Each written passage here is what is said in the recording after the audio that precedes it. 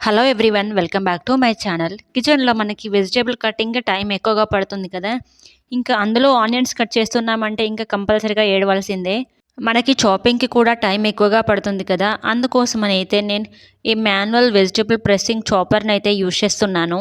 దీంతోనైతే మనకు onions cut చేసేటప్పుడు tears బాధ అయితే తప్పిపోతుంది. ఇంకా వెజిటేబుల్ కటింగ్ కూడా చకచక అయిపోతుందన్నమాట.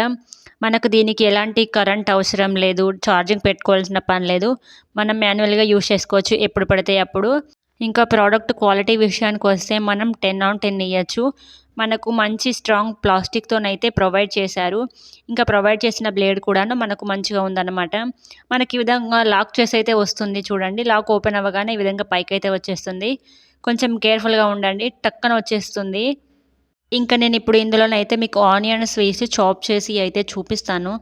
చూడండి, మీరు ఎవ్రీడే కుకింగ్ ఇంట్లోనే చేసుకుంటారు, వెజిటేబుల్ చాపింగ్ ఎక్కువగా ఉంటుంది అనుకుంటేనైతే ఇది యూస్ఫుల్గా ఉంటుంది. స్మాల్ ఫ్యామిలీస్కి అయితే మంచిగా యూస్ఫుల్గా ఉంటుంది. ఆనియన్స్ని ఇందులో వేసుకునేటప్పుడు తొక్క తీసేసుకొని కొంచెం పెద్ద ముక్కలుగా కట్ చేసి ఇందులో వేసుకొని ఈ విధంగా ప్రెస్ చేసుకున్నామంటే చూడండి చాప్ అయిపోతుంది.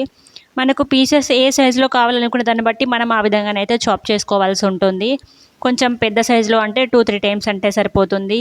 మరీ ఫైన్గా కావాలంటే ఒక 5-6 టైమ్స్ అంటే అయిపోతుంది. నేనైతే ఆనియన్స్ చారు చేస్తున్నాను కాబట్టి నాకు కొంచెం పెద్ద సైజులోనే ఉండాలని ఈ విధంగా తీసేసుకుంటున్నాను. చూడండి, ప్రోడక్ట్ లింక్ డిస్క్రిప్షన్లో ఇచ్చాను, యూస్ఫుల్ అనిపిస్తే చెక్ చేయండి.